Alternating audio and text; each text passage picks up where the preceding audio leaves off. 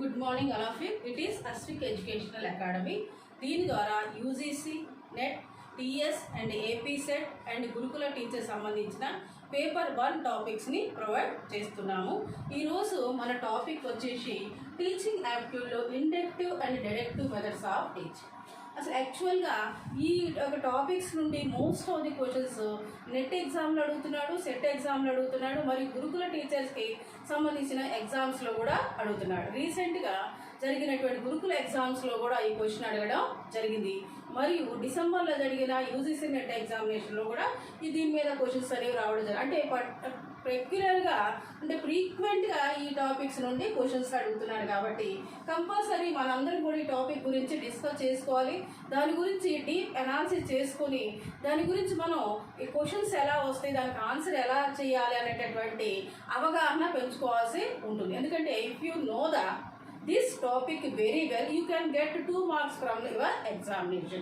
So dear students, all you have to concentrate on my teaching that what is the inductive and deductive methods of teaching. These methods how to important for the students to gain the knowledge or to understand the teaching from the teacher. So first of all come to know what is the inductive and what is the deductive. It is called as reasonings. వీటిని inductive reasoning, directive reasonings అని కూడా అంటాం. అంటే ఈ reasoning ద్వారా విద్యార్థులకి వాళ్ళ యొక్క ఏ అంశం అయితే మనం బోధిస్తున్నామో ఆ అంశాన్ని ఏ విధంగా రీచ్ చేస్తామనేది మనం ముఖ్యంగా తెలుసుకోవాలి. యాక్చువల్గా ఇండక్టివ్ అంటే it is one of the new invention.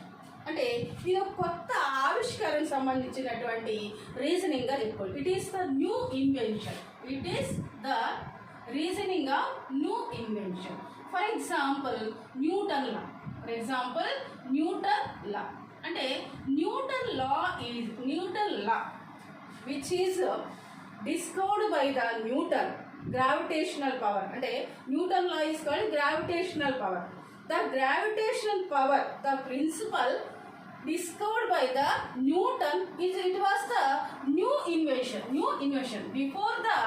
Before invention of the gravitational power, nobody know about that one logic is behind that all things comes towards the earth. యాక్చువల్గా మనకి న్యూ ఇన్వెన్షన్ అని ఎందుకంటామంటే inductive method అంటే it is the new invention. అంటే ఒక కొత్త అంశాన్ని మనం పరిశోధించి దాని మీద ఇన్వెస్టిగేషన్ చేసి మనం ప్రజలకు పరిచయం చేయడాన్ని న్యూ ఇన్వెన్షన్ అంటాం. అంటే ఈ న్యూ ఇన్వెన్షన్ అని ఎందుకంటామంటే ఇది కొత్త ఆవిష్కరణ. ఎందుకంటామంటే ఇంతకుముందు దీని గురించి ఎవరికీ తెలియదు. ఆ పర్సన్ మాత్రమే దాని గురించి ఇన్వెన్షన్ చేయడం జరిగింది, ఆవిష్కరించడం జరిగింది, ప్రజల ముందుకు తీసుకురావడం జరిగింది. ఫర్ ఎగ్జాంపుల్ మన న్యూటన్ లాని కూడా తీసుకోండి. న్యూటన్ ఎప్పుడైతే గ్రావిటేషనల్ పవర్ అనేది ఆవిష్కరించాడు, గ్రావిటేషనల్ పవర్ అనేటటువంటి ఒక సూత్రం ఆధారంగా తీసుకొని ప్రతి ఒక్క వస్తువు కూడా భూమి మీద పడుతుందని చెప్పాడో అంతకు ముందు వరకు ఎవరికి కూడా తెలియదు అసలు గ్రావిటేషనల్ పవర్ ఒకటి ఉన్నది, అందుకే వస్తువులన్నీ కూడా భూమి వైపుకే ఆకర్షింపబడుతున్నటువంటి విషయం ఎవరికి తెలియదు. అంటే Newton first time invented that there is a gravitational power because that's why all things are coming towards the earth. So inductive reasoning are the new invention. అయితే ఇక్కడ మనం ఇంకో విషయం నేర్చుకోవాలి. అసలు మనం అంటే ఇది teaching method of the teaching. మరి ఇండక్టివ్ మెథడ్ ద్వారా విద్యార్థులకి ఏ విధమైనటువంటి ఉపయోగం ఉంది? What is the useful by the inductive method of the teaching? It is the new invention చెప్పుకున్నాం కదా. Through the new invention, new concept, novelty of the information, the students are eagerly waiting and more interested towards the new things, new concepts, new inventions. అంటే ఏ అంశంలో అయితే novelty అనేది ఉందో, కొత్తదనం అనేది ఉందో దాని వైపు ఎక్కువగా స్టూడెంట్స్ మగ్గు చూపుతారు. కాబట్టి మనం రోజుకు కొత్త అంశాన్ని వాళ్ళ ముందు తీసుకొచ్చి వాళ్ళ ముందు పెట్టినట్లయితే వాళ్ళు దాని మీద ఎక్కువ ఆసక్తి చూపిస్తారు. That is the useful through the inductive method of the teaching for the students more attracted towards the teaching through the inductive method of the teaching. Okay, then మనం ఇండక్టివ్ మెథడ్ గురించి ఇంకా డీప్గా తెలుసుకుంటే అంటే క్యారెక్టరిస్టిక్స్ ఆఫ్ ఇండక్టివ్ మెథడ్ అనేది తెలుసుకుంటే inductive method is very close to the logic of sampling. Inductive method is very close to the logic of sampling. చూడండి, it is very close to the logic of sampling. ఈ exact ఇదే question TS set examination 2017లో ఇవ్వడం జరిగింది.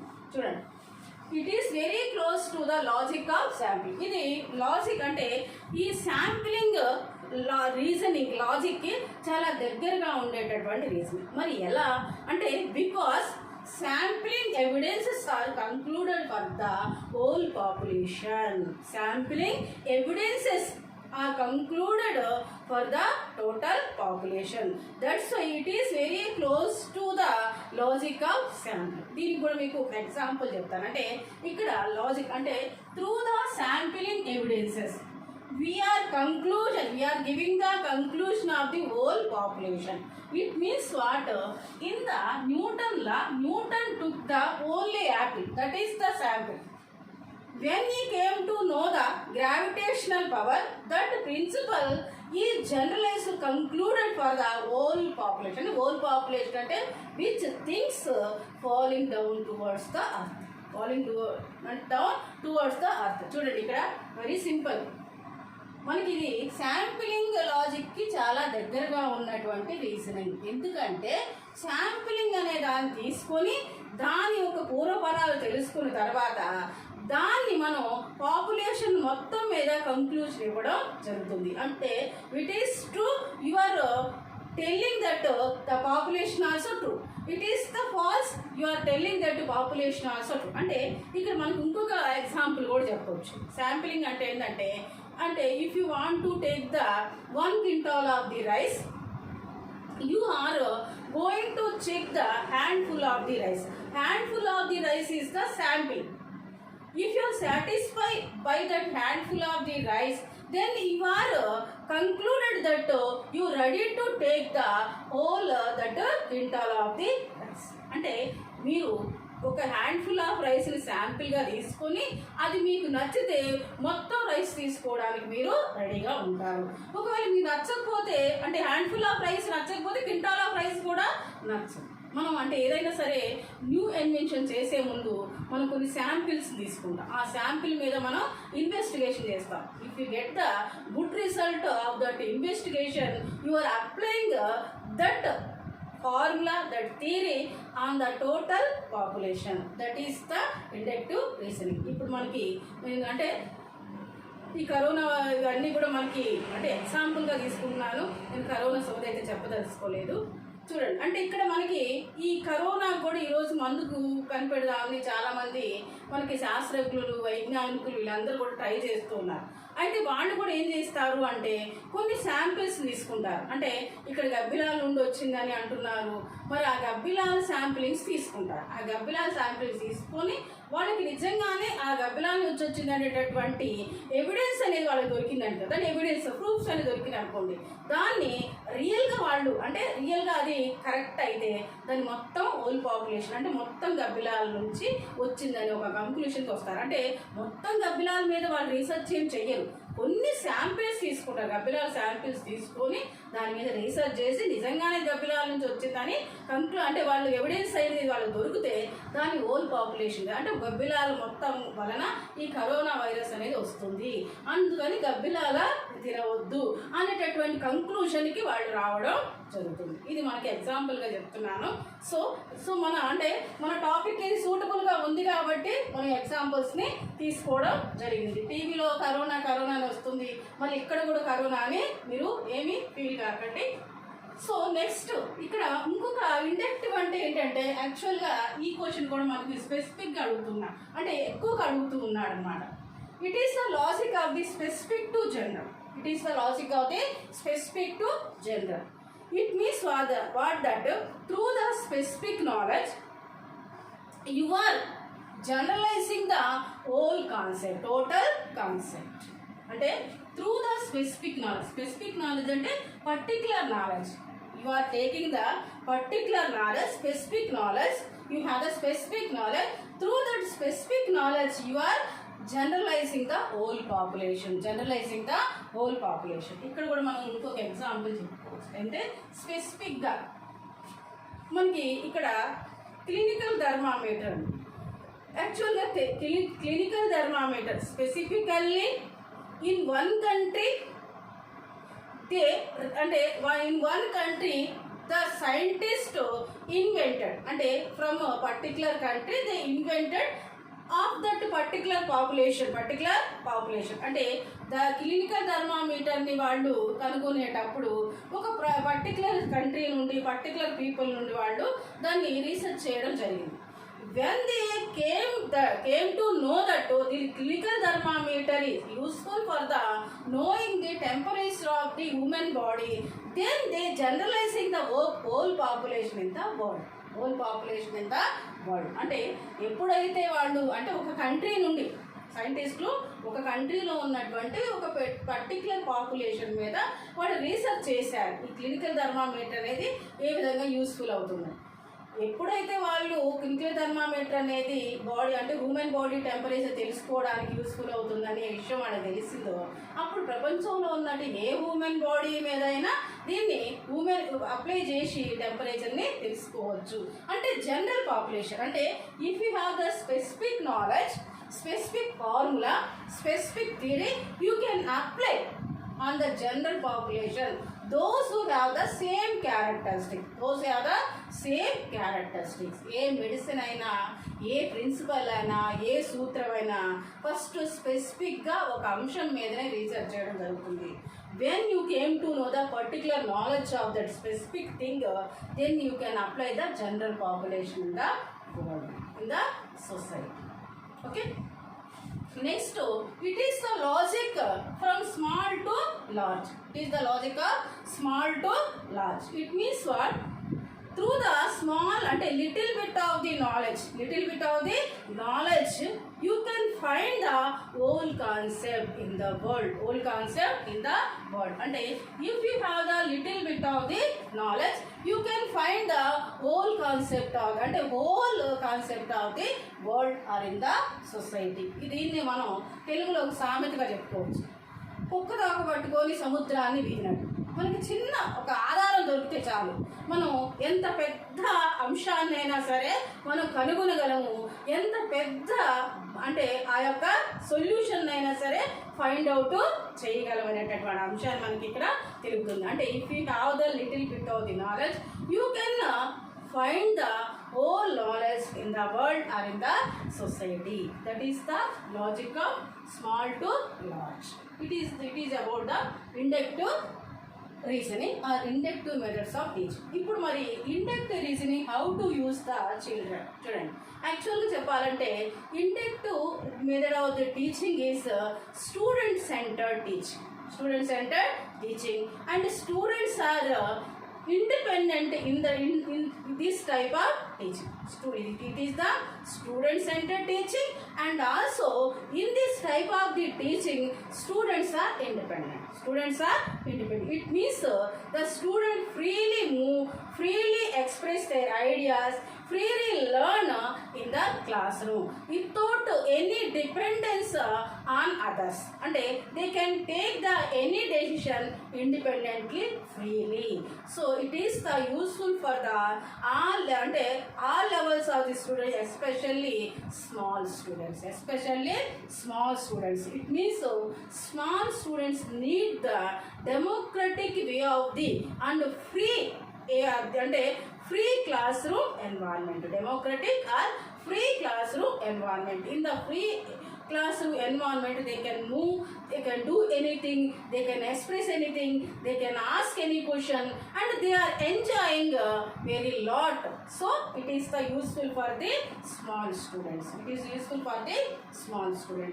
And also inductive reasoning. In the inductive reasoning, the learning is very slow. ఇది గుర్తుపెట్టుకోండి, ఈ question ఎగ్జాక్ట్గా మనకి ఏం చేస్తున్నట్టు ఎగ్జామినేషన్లో అడిగారు. In the inductive reasoning of the teaching the learning is very slow. ఇక్కడ లెర్నింగ్ అనేది చాలా స్లోగా ఉంది, బట్ ఇట్ ఈస్ పర్మనెంట్.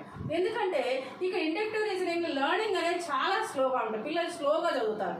కానీ చదివిన అంశాన్ని పర్మనెంట్గా గుర్తుంచుకోవడం అనేది జరుగుతుంది. Because it is the psychological way of the teaching method. and it is the problem oriented teaching method. It is the problem oriented teaching method. It means what? In the inductive way of the teaching, the students are researching and finding the solutions by their own. Finding the solutions by their own. So it is the problem. అంటే వాళ్ళకి ముందు ఒక problem పెడితే ఆ problem వాళ్ళుగా find out చేసుకునేటువంటి ఆ free atmosphere అనేది ఇక్కడ ఇవ్వడం జరుగుతుంది. సో ఇది ఇండక్టివ్ రీజనింగ్. ఇండక్టివ్ రీజనింగ్ అనేది ఎవరికి యూస్ఫుల్ అవుతుంది అంటే స్మాల్ స్టూడెంట్స్కి యూస్ఫుల్ అవుతుంది. ఇది psychological way of the teaching అని కూడా చెప్పగలం. ఎందుకంటే పిల్లల్ని మనం సైకలాజికల్గా బెండ్ చేసి వాళ్ళతో లెర్నింగ్ చేయిస్తే అది స్లోగా ఉన్నప్పటికీ అది పర్మనెంట్గా వాళ్ళలో అలా ఉండిపోతున్నాయి మనం చెప్పడానికి అవకాశం. సో ఇది ఇండక్టివ్ రీజనింగ్. అయితే ఇండక్టివ్ రీజనింగ్లో మనకి రీసెంట్గా మనం ఇక్కడ ఇంకొక గుర్తుపెట్టుకోవాలి, specific to general. Specific to general అంటే ఇక్కడ జనరలైజేషన్ అని ఎందుకంటే అంటే uniformity of the nature. Uniformity of the nature.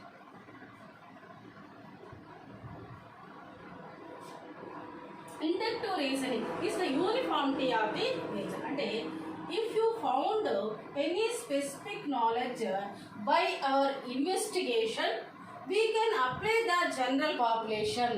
General population. It means what?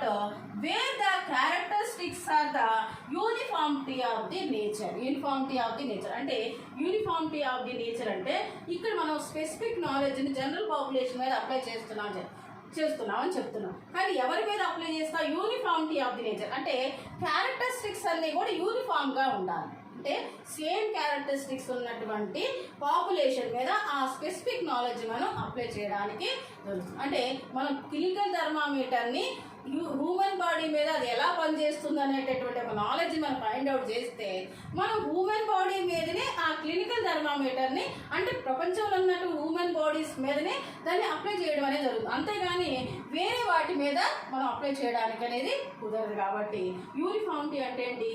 Same characteristics. So inductive reasoning is called as the uniformity of the nature. Uniformity of the nature అంటే same characteristics ఉన్నటువంటి ఆ population మీద మనం ఈ specific knowledge మనం apply చేయడం అనేది generalise చేయడం అనేది జరుగుతుంది. సో ఇది కూడా మీకు ఫ్రీక్వెంట్గా అడిగినట్టు క్వశ్చన్. యూజీసీ నెట్లో ఎగ్జాక్ట్ రీసెంట్గా కూడా ఈ క్వశ్చన్ అనేది వెరీ సింపుల్గా అడుగుతున్నాడు. అంటే ఆ లైన్ కూడా ఒకటే లైన్ ఉంటుంది, మీకు కన్ఫ్యూజ్ అవ్వాల్సిన అవసరమే లేదు. Inductive reasoning is the logic of uniformity of the nature. మీరు చిన్న బిట్గా దీన్ని గుర్తుపెట్టుకున్న 2 మార్క్స్ ఈజీగా వచ్చేస్తాయి. కొన్ని వర్డ్స్ అలాగే ఉంటాయి. మనకి యూజీసీ నెట్లో చాలామంది స్టూడెంట్స్ ఈ క్వశ్చన్స్ అన్నీ సేమ్గా ఉంటాయి, మాకు అసలు అర్థం కావట్లేదని స్టూడెంట్స్ చాలామంది అంటున్నారు. అర్థం కాకపోవడానికి ఏం లేదు, దాని వెనుకున్నటువంటి లాజిక్ మనకి తెలిస్తే ఈజీగా మనం ఆన్సర్ చేయవచ్చు. లాజిక్ ఏంటంటే వర్డ్ మ్యాజిక్ అంటారు. ఈ వర్డ్ మ్యాజిక్ ఏంటంటే ఒక్కొక్క వర్డ్కి కొన్ని లక్షణాలు క్యారెక్టరిస్టిక్స్ ఉంటాయి. దాన్ని డెప్త్గా వెళ్తే ఆ క్యారెక్టరిస్టిక్స్ అనేది మనకి తెలుస్తుంది. ఆ క్యారెక్టరిస్టిక్స్ కానీ మనం గుర్తుపెట్టుకున్నామంటే ఈజీగా ఆన్సర్ చేయగలుగుతాం. సో మీరు నా టాపిక్కి విన్న తర్వాత మీరు చేయాల్సిన పని ఏంటంటే నెంబర్ ఆఫ్ క్వశ్చన్స్ మీరు సాల్వ్ చేయడానికి ట్రై చేయాలి. అప్పుడు నేను ఏ క్వశ్చన్స్ అడుగుతున్నారో ఆ క్వశ్చన్స్కి మేడం చెప్పినటువంటి ఆన్సర్ ఏంటిది అనేది మళ్ళీ మీరు బ్యాక్ వచ్చి నా క్లాస్ ఇంకోసారి అంటే ఈజీగా మీకు ఆ క్వశ్చన్ చేయగలుగుతారు. నా కాన్సెప్ట్ కూడా మీకు ఈజీగా అర్థమవుతుంది. సో మరి డిడక్టివ్ రీజనింగ్లోకి వెళ్దాం. Deductive reasoning it is the logic of general to specific. Inductive reasoning కి ఇక ఆపోజిట్ గా ఉంటుంది.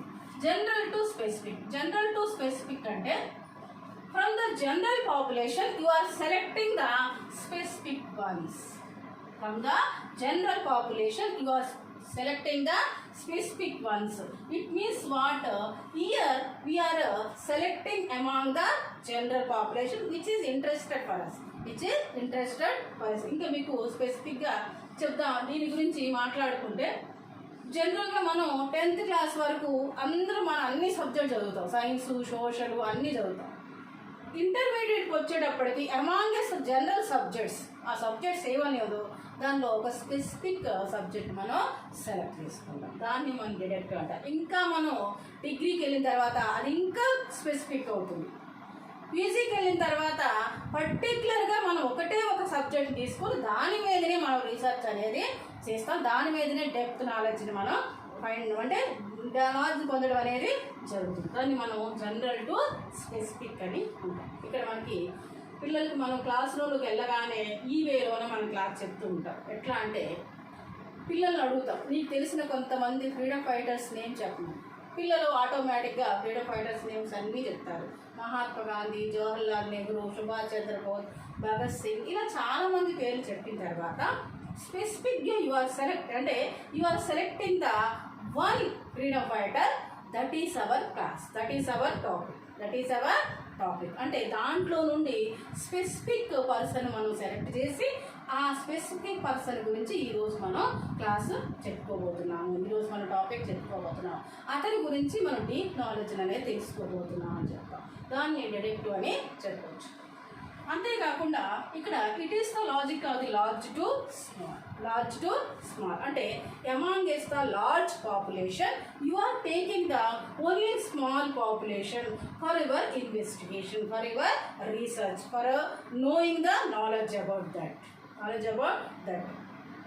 అంటే మన దగ్గర చాలా ఆప్షన్స్ ఉన్నప్పుడు, నెంబర్ ఆఫ్ ఆప్షన్స్ ఉన్నప్పుడు పర్టికులర్గా మనం ఇంట్రెస్టెడ్ ఆప్షన్ మాత్రమే మనం సెలెక్ట్ చేసుకుంటాం. దాన్ని మనం లార్జ్ టు స్మాల్ అని అంటాం. ఇది మరి డిడక్టివ్ రీజనింగ్ గురించి మనం చెప్పుకున్నాం. అయితే మరి డిడక్టివ్ రీజనింగ్ అనేది మరి పిల్లలకి ఏ విధంగా యూజ్ అవుతుంది? ఇక్కడ ఏమవుతుందంటే ఇక్కడ in the deductive reasoning laws are given.